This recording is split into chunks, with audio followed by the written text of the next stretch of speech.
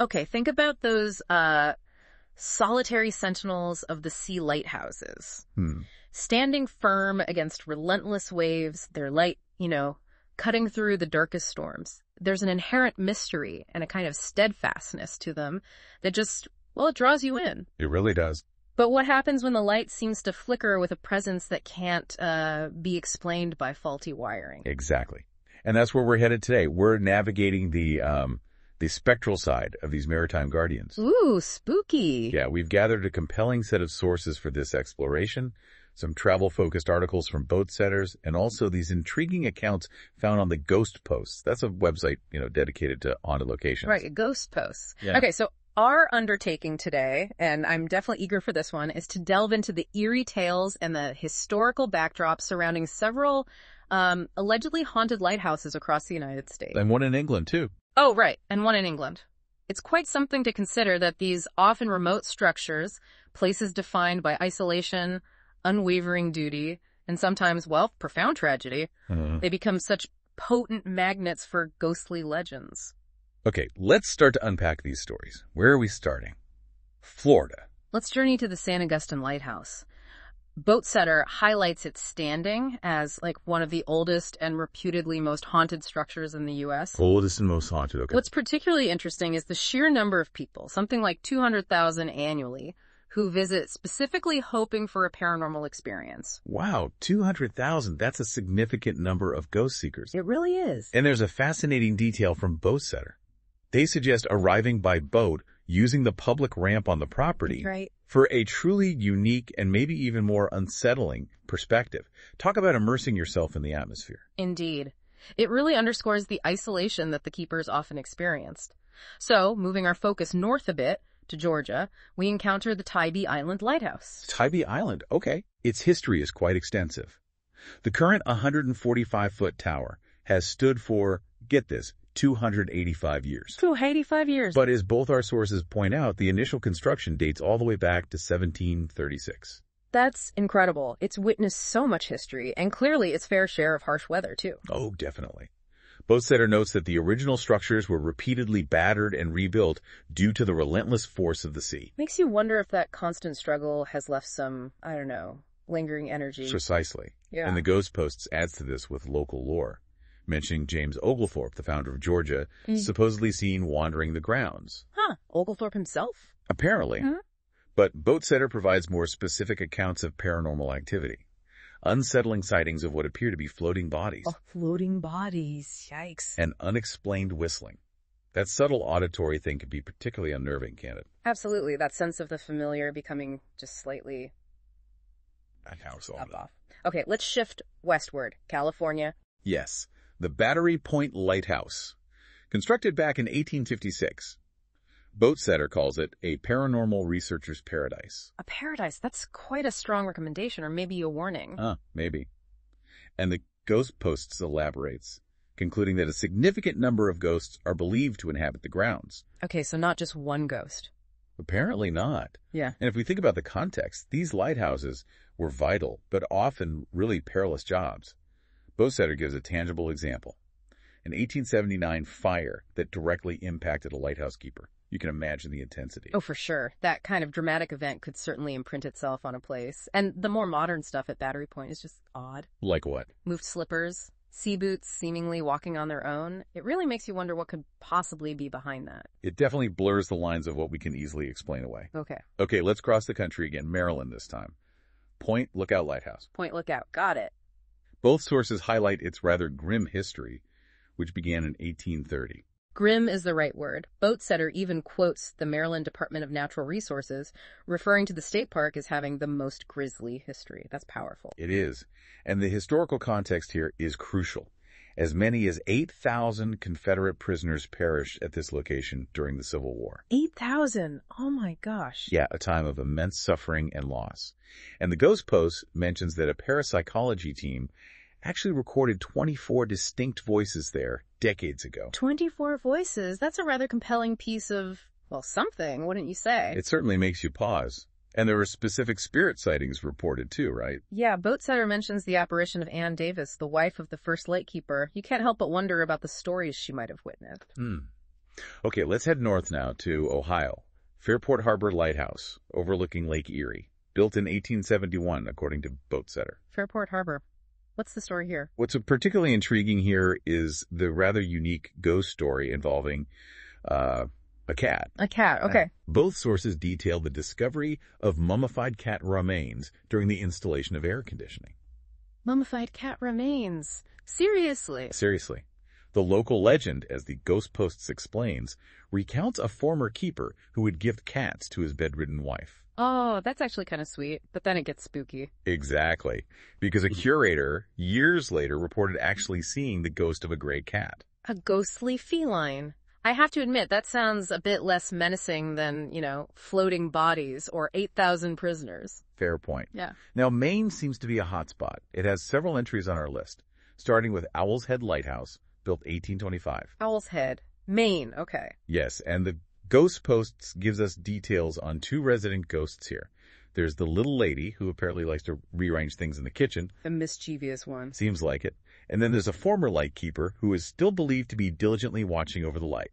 Footprints, taking care of things. Still on duty, huh? It's interesting how these stories often reflect the mundane aspects of life within the lighthouse. Right. And I was particularly struck by the anecdote from Boatsetter about the lightkeeper's wife. What was that? She believed her husband was asleep in bed, but when she looked, she only found an empty indentation on the mattress. Ooh, that creates such a vivid and unsettling image. Chills. It certainly does.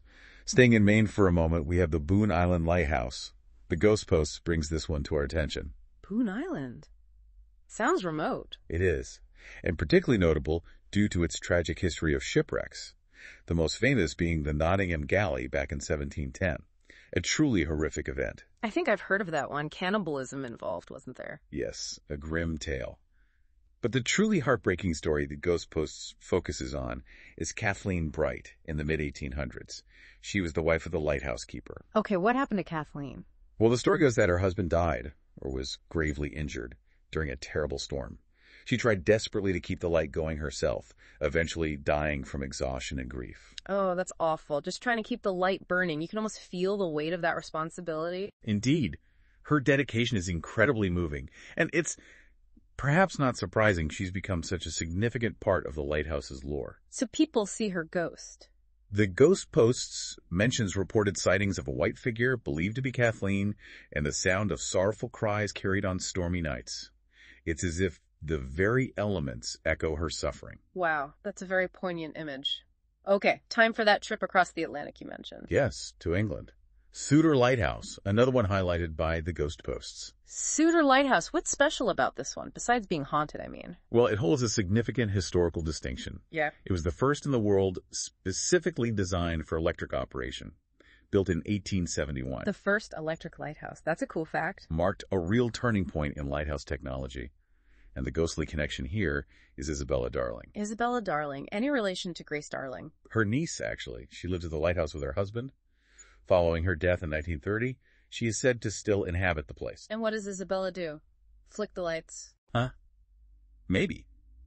More like unexplained instances of missing items and shadowy figures are among the reported phenomena. So a lighthouse powered by electricity and potentially by a spectral resident. That's a fascinating juxtaposition of the old and the unexplained. Right. Okay, returning to the U.S., this time Michigan and the White River Light Station. Dates back to 1875, according to Boatsetter. White River, Michigan. Another keeper ghost. The prevailing belief here is exactly that. The first keeper, who passed away in 1919, never truly left his post. Still hanging around. Yep. Boatsetter shares accounts from a museum curator who reports hearing distinct footsteps and sensing a benevolent presence. Benevolent. That's nice. Even suggesting that this unseen entity occasionally helps with minor tasks. Helpful ghost. Hey, I wouldn't object to a spirit tidying up around my place, maybe doing the dishes. Huh. If only. Now let's move down to Georgia once more for St. Simon's Lighthouse. Built 1872, Boatsetter informs us. St. Simon's. Okay, this one sounds familiar too. Didn't something bad happen here? Yes, this lighthouse has a rather dark and tragic history. It involves the fatal shooting of the lighthouse keeper by his assistant. Oh, right. That's it. And while the assistant was ultimately acquitted, the Ghost Posts notes subsequent reports of a ghostly presence that seems to target, interestingly, law enforcement officials. Targeting cops. That's specific. Any reason why? The story doesn't elaborate much on the why, just that it happens. Boatsetter also recounts a compelling incident from 1908. Go on. Where a later lightkeeper's wife apparently called out to the deceased keeper for assistance with the light mechanism and seemingly received it. Whoa. She asked the ghost for help, and it worked. That's the story. Makes you wonder about the strength of those bonds formed in such isolated places, doesn't it? It certainly does. Suggests a powerful connection that transcends even death. Okay, where next? Back west. Back west, to the dramatically situated Heseda Head Lighthouse in Oregon, perched high on a cliff overlooking the Pacific. The Ghost Posts tells us it was constructed in 1894. Heseda Head. That one's supposed to be beautiful. Yeah. And haunted. Both, apparently. Its powerful beam, visible for 21 miles, has guided countless ships. But it's also been the focus of significant paranormal activity reports since the 1950s. Like what kind of activity? Disembodied screams, objects moving inexplicably. The most well-known spirit is Rue, believed to be the wife of a former keeper. Rue. Sounds like a permanent resident. Pretty much.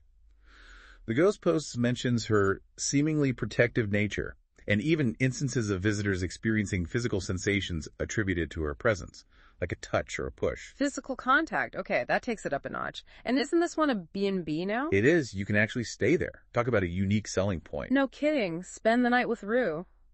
Okay, next. California once again. Point Sur Light Station, established in 1889. Why was it built? Due to the unfortunately high number of shipwrecks in that area, the Ghost Posts emphasizes the particularly treacherous conditions of the coastline there. Very dangerous waters. Makes sense. So, given those dangerous waters, it's perhaps not surprising that the reported spirits are often believed to be those of shipwreck victims. Exactly. And the most frequently mentioned apparition, according to the Ghost Posts, is that of a tall man dressed in dark blue 19th century clothing. Very specific. Often sighted during nighttime tours. It serves as a stark reminder of the many lives tragically lost at sea. Definitely sobering. Are we back to Michigan now? Back to Michigan for the story of the Big Bay Point Light. Big Bay Point, another tragic one. The Ghost Posts recounts a particularly sorrowful history here. It involves the first keeper, William Pryor. His son died tragically in 1897. Oh, no. And shortly after, Pryor himself disappeared. He was found later, having died tragically as well. It's just a place imbued with sadness. That's a truly heavy history for one place to bear. It is. And as the Ghost Post notes, this lighthouse, which is also now a bed and breakfast. Another B&B. Seems to be a theme. Right. Guests have reported strange and unsettling noises, slamming doors, things like that. And even the appearance of a red-haired ghost in the mirror, believed to be Pryor himself. A red-haired ghost. Wow. You can almost feel the lingering silt of grief just hearing about it. You can indeed. Okay, our final haunted lighthouse on this deep dive is the New London Ledge Lighthouse in Connecticut, established 1909. New London Ledge. That one looks really unique, doesn't it? Architecturally. It does. The Ghost Posts highlights its distinct Second Empire style. Almost looks like a house floating out there. It really does, perched right there in the harbor. And it has its own well-known resident ghost, right? Ernie? That's the one. Ernie. Believed to be a former keeper who tragically died, apparently heartbroken. Heartbroken? Oh dear. What does Ernie get up to? The Ghost Post details the various phenomena attributed to Ernie. Unexplained sounds, doors moving on their own, and even a television that seems to operate independently, turning itself on and off. A ghost messing with the TV. That's modern haunting, I guess. It truly seems that so many of these lighthouses have become inextricably linked with the personal narratives, both joyful and deeply sorrowful, of the individuals who lived and worked within their solitary walls. So we've completed quite a journey through this collection of haunted lighthouses, each one possessing its own distinct blend of, maritime history and these captivating spectral tales. It's been fascinating. It really prompts you to consider the lives of those who dedicated themselves to maintaining that vital light, often in profound isolation, and the intriguing possibility that echoes of their presence might still remain. Which kind of leaves us with a compelling thought, doesn't it? Why is it that lighthouses, these iconic symbols of guidance and safety amidst a vast and often treacherous environment, are so frequently associated with stories of the spectral and the unexplained? Yeah, that's a great question. What is it about them? Perhaps it speaks to our complex relationship with the sea. A realm of both immense wonder and inherent peril.